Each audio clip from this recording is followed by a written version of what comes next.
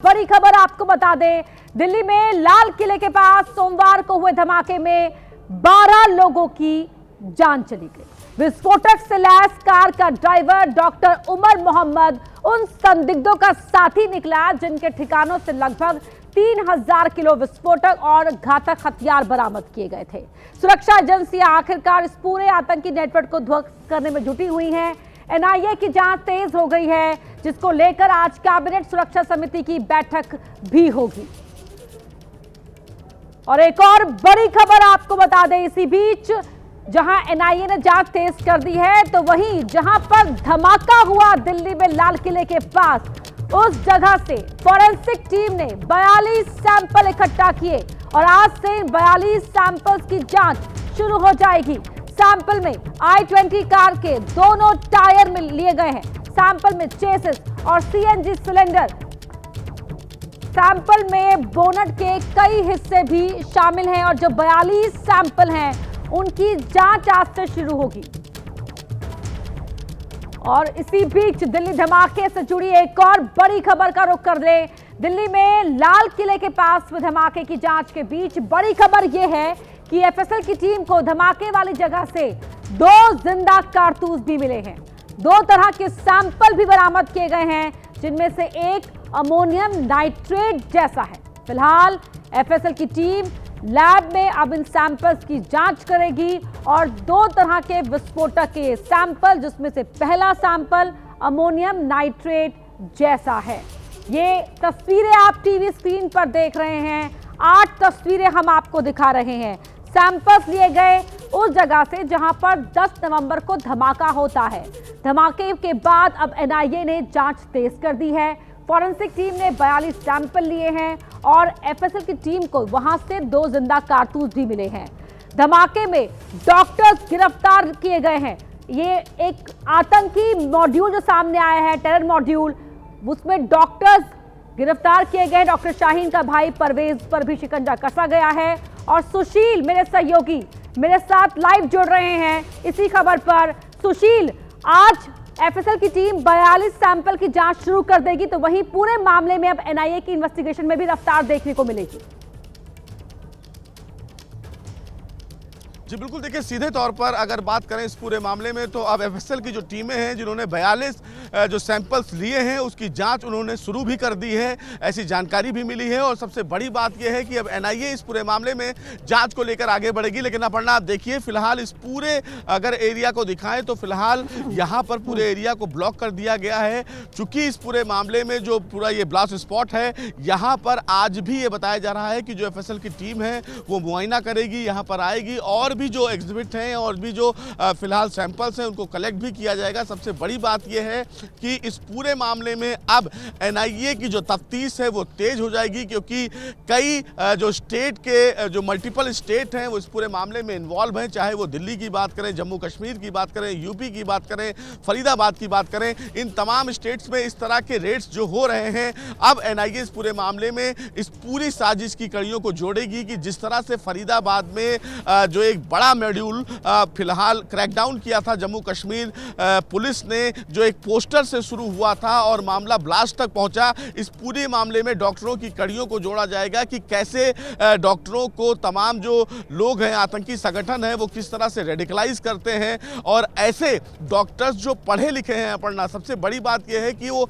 MBBS हैं, MD हैं, और वो डॉक्टर्स अगर इस प्रकार की साजिश को अंजाम देते हैं तो निश्चित रूप से इस पूरे मामले में जांच के तह तक जाएगी। अब एनआईए की क्या एक नया मॉड्यूल जो है वो आतंकी संगठनों की तरफ से तैयार किया जा रहा था, जिसको फिलहाल भारतीय एजेंसियों ने अब तोड़ने की कोशिश की है। सबसे बड़ी बात यह है कि एनआईए की जो टीम है और फरीदाबाद में जिस तरह से जो संदिग्ध एक्सप्लोसिव फिलहाल पकड़े गए थे, जो 2563 थे और 360, यानी कुछ कुल 3000 किलोग्राम जो अमोनियम नाइट्रेट मिला। और उसके बाद जब एफएसएल की टीम ने ब्लास्ट साइट से तमाम जो सैंपल्स कलेक्ट किए, उसमें पहला जो सैंपल था वो अमोनियम नाइट्रेट बताया जा रहा है। तो क्या उसका कनेक्शन था, क्या एक्सप्लोसिव में ऐसे तरल पदार्थों का इस्तेमाल किया गया कि जो ब्लास्ट हुआ उसकी तीव्रता यानी कि उसकी डेंसिटी इतनी ज़्यादा थी कि काफ़ी दूर तक लोगों ने उसकी आवाज़ सुनी। तो किन चीज़ों का इस्तेमाल किया गया, इन तमाम पहलुओं पर फिलहाल एनआईए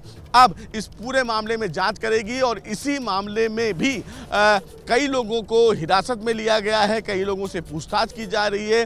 ताबड़तोड़ फिलहाल छापेमारियां चल रही हैं और निश्चित रूप से एनआईए जल्द ही इस पूरे मामले में कोई अहम सबूत भी साझा करेगी, क्योंकि जिस तरह से इस पूरे मामले में अपर्णा जांच एजेंसियां काम कर रही हैं वो चारों तरफ इस पूरे मामले में जो चाहे वो हर कड़ी को कड़ी से जोड़ने का काम यहां पर जारी है। इसी बीच एक और बड़ी खबर का सुशील रुख कर रहे हैं। आत्मघाती हमला ये नहीं था, सूत्र बता रहे हैं। घबराहट में विस्फोट किया गया, बम पूरी तरह से विकसित नहीं हो पाया था और धमाके के बाद कोई गड्ढा नहीं बना। विस्फोटक जब्त होने से हमलावर घबरा गया। ये जानकारी सूत्र बता रहे हैं कि घबराहट में आकर यह विस्फोट किया गया। सुशील,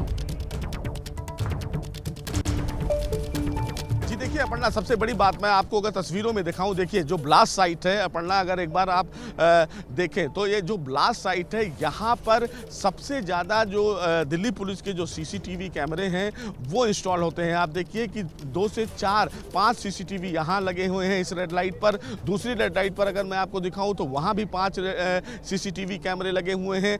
चूँकि जब ये बताया गया कि सुनहरी मस्जिद के पास पार्किंग में गाड़ी खड़ी थी और 3 घंटे वो इंतजार करता रहा और सबसे बड़ी बात है कि वो जब निकलने की कोशिश कर रहा था तो वो इधर से ही, यानी कि जो फिलहाल दरियागंज का इलाका है उधर से घूमते हुए इसी रेड लाइट के पास पहुंचा। और सबसे बड़ी बात है कि जब वो कुछ समझ नहीं पाया क्योंकि उसके तमाम जो साथी हैं वो पकड़े जा चुके थे, तो उसने घबराहट में कहीं ना कहीं इस पूरी वारदात को अंजाम दिया, क्योंकि कहीं ना कहीं अपर्णा उनको डर था कि अगर वो भी पकड़े जाएंगे तो ये पूरी साजिश को कहीं ना कहीं नाकाम माना जाएगा। और इसीलिए ये जो फिलहाल ब्लास्ट हुआ वो जल्दबाजी में हुआ, घबराहट में हुआ। फिलहाल आप बिल्कुल सही कह रही हैं कि अभी तक इस पूरे मामले में ना तो जांच एजेंसियों ने कुछ कहा है और ना इसको आत्मघाती हमला माना जाएगा, क्योंकि ये हमला हड़बड़ाहट में की गई है।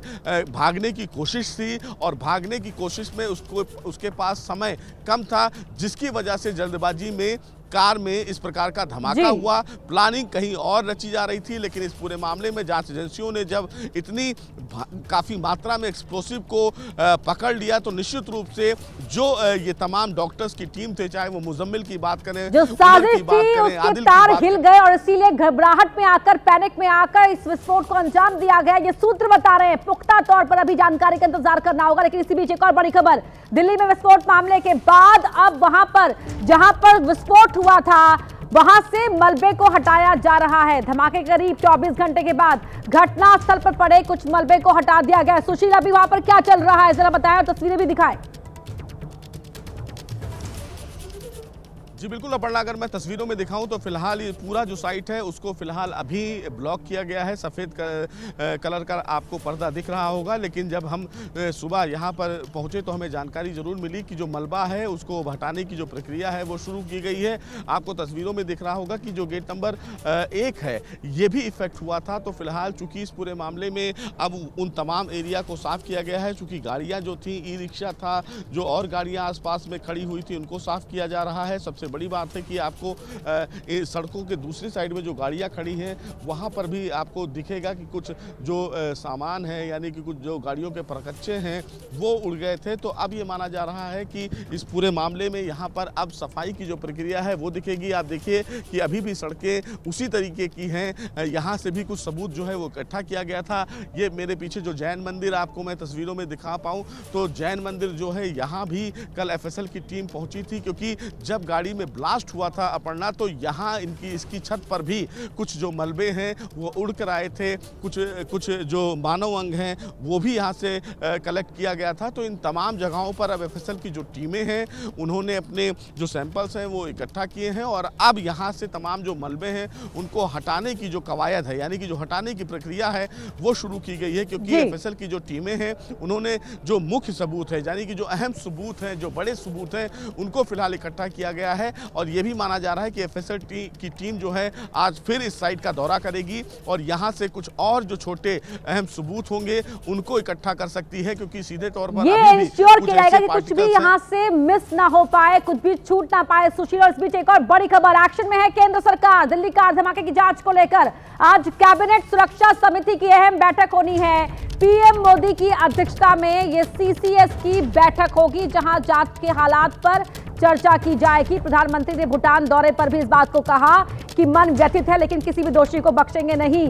दिल्ली धमाके की जांच के हालात पर चर्चा की जाएगी। सीसीएस की ये अहम बैठक प्रधानमंत्री मोदी की अध्यक्षता में होने जा रही है।